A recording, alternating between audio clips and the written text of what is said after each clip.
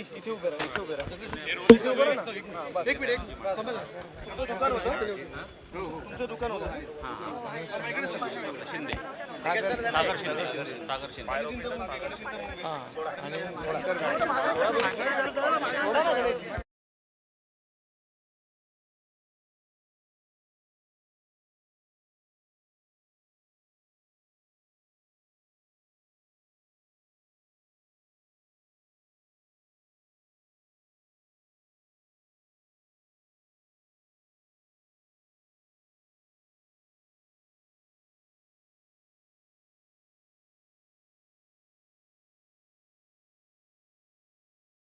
आणि पहाटे ही घटना घडली.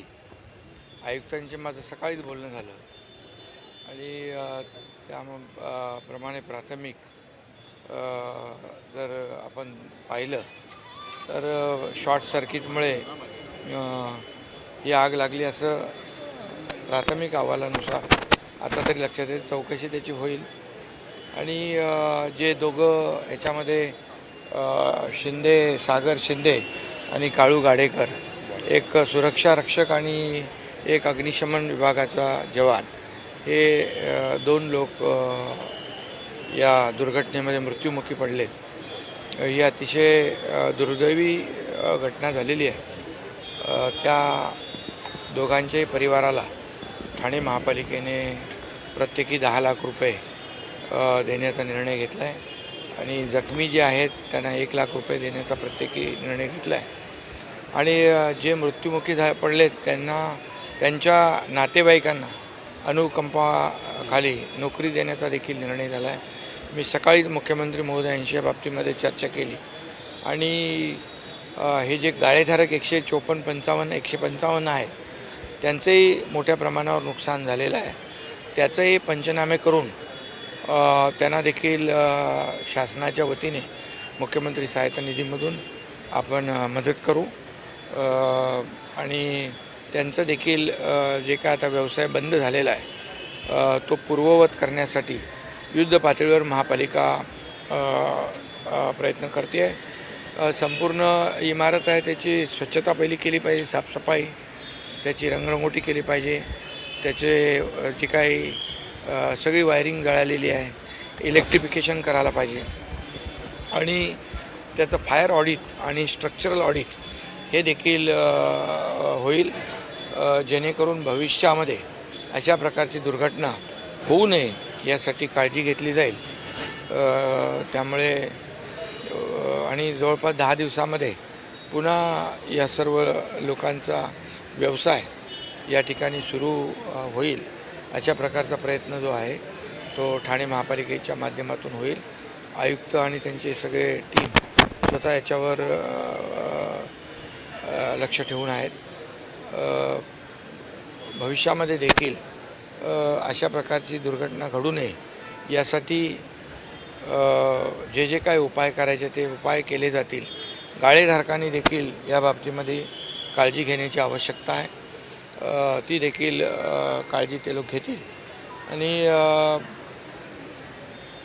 आता यातून या अशा प्रकारच्या घटनांची पुनरावृत्ती होऊ नये यासाठी जे काय उपाय आणि नियोजन करावं लागेल ते केलं जाईल. भरती प्रक्रिया झाली नसल्यामुळे मनुष्यबळ कमी पडतं आहे, अग्निशमन यंत्रणा असं या रुग्णालयामध्ये, त्यामुळे कुठेतरी येणाऱ्या काळात भरती प्रक्रिया रखडली होती निवडणुकीमुळे, ते कुठेतरी भरती प्रक्रिया पूर्ण केली. नाही, अग्निशमन यंत्रणा जी आहे, जो एक सुरक्षा रक्षक जो आहे वरती होता त्याला खाली येण्यासाठी अग्निशमन दलाचे जवान सांगत होते आणि त्याला वाचवण्यासाठी हे आपले 4 जवानवरती गेले. बरोबर आहे ना? बरोबर. आणि त्यामधला सुरक्षा रक्षक दुर्दैवाने मृत्युमुखी पडला आणि त्याबरोबर अग्निशमन दलाचा जवान स्वतःचा जीव धोक्यात घालून त्याला वाचवण्यासाठी गेला, त्याचा दुर्दैवी मृत्यू झालेला आहे.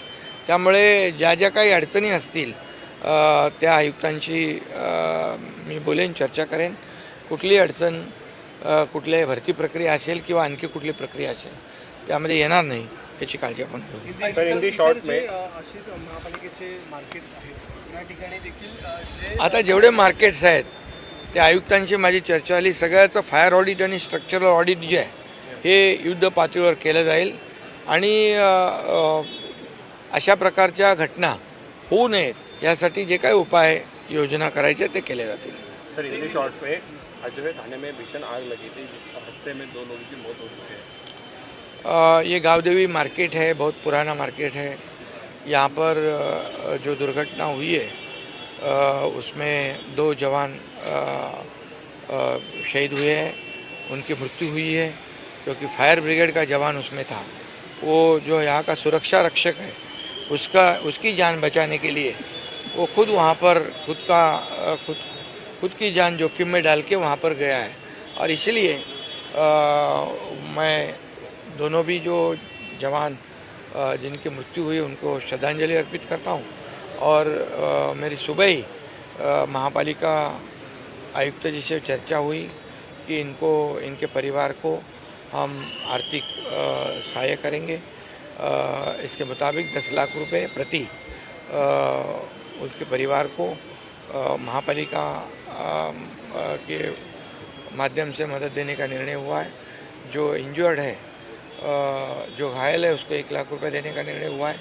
और मुख्यमंत्री महोदय जी से मेरी बात हुई है.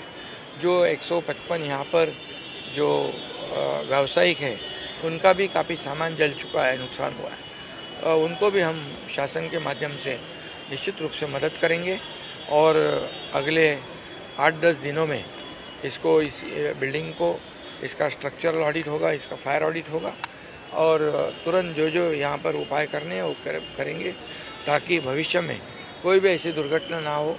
और आयुक्त जी को मैंने कहा है कि जितने भी हमारे मार्केट्स हैं उनका भी फायर ऑडिट और स्ट्रक्चरल ऑडिट किया जाए ताकि कहीं पर भी ऐसी दुर्घटना ना हो और किसी की जान न जाए. Okay, thank you sir.